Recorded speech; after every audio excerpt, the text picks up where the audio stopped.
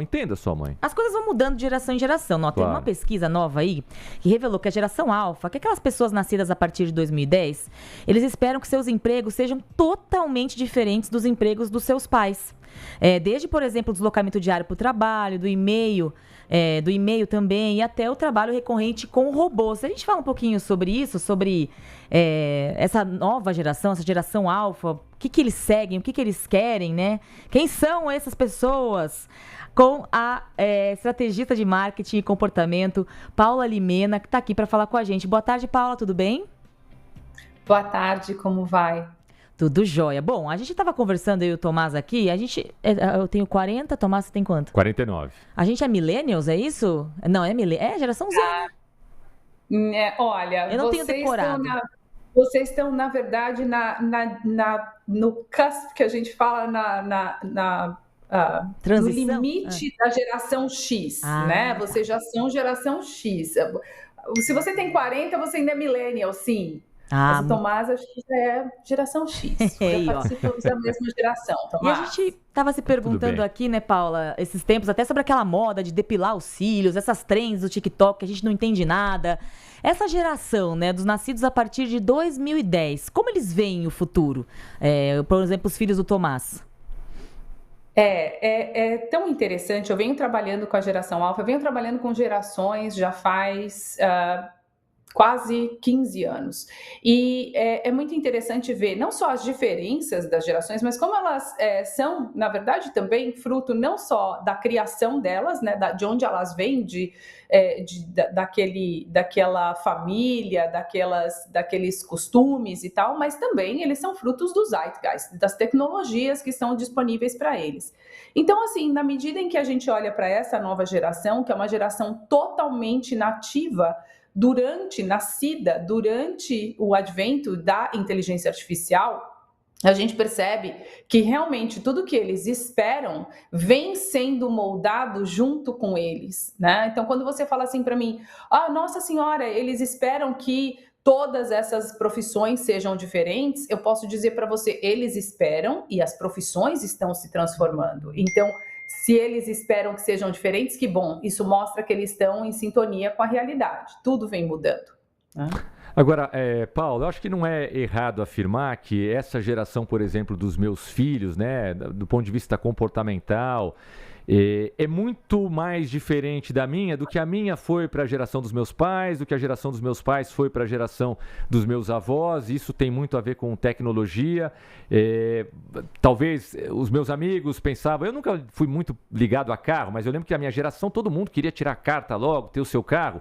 E os nossos pais a mesma coisa, e os nossos avós, quem tinha condição, talvez também. Existia aquela preocupação de você logo comprar o seu imóvel. Hoje em dia, a molecada não pensa mais no carro, pensa em pegar o Uber, é muito mais fácil, muito mais prático. De repente pensa em investir o dinheiro das mais variadas formas e não simplesmente ali se preocupar em comprar logo o seu primeiro imóvel. Existe sim um hiato agora muito maior, né, entre a minha geração e a dos meus filhos do que a minha geração e a dos meus pais e avós?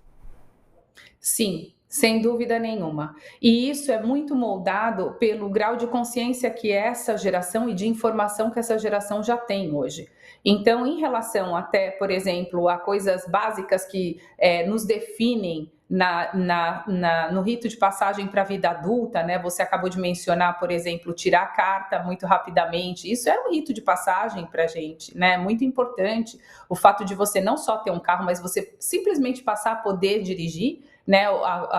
A definição de autonomia era diferente do que é a definição de autonomia hoje. E por quê? Porque hoje eles têm autonomia com muito mais precocidade, né? Então, quando a gente fala, por exemplo, de autonomia financeira, por exemplo, hoje nós vemos que essa geração ainda não ganha dinheiro, ou alguns ganham, mas nem todos, mas eles já têm acesso, por exemplo, a carteiras virtuais dos pais, né? Seja no Amazon, seja no Uber Eats, mas eles têm acesso a um recurso que nós não tínhamos, né, no passado.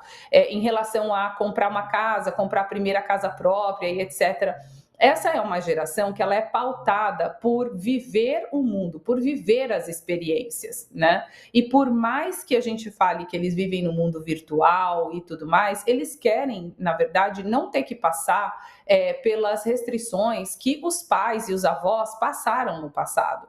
Eles ouvem muito, no meu tempo era diferente, no meu tempo a gente tinha uma responsabilidade muito maior. E isso para eles não tem lastro, né? É como se isso fosse algo muito remoto, muito distante, porque na verdade essa aceleração tecnológica e a mudança em que eles nasceram, o ritmo da mudança em que eles nasceram, faz com que eles tenham medos diferentes, e é isso que pauta o consumo, na realidade, é o medo, né?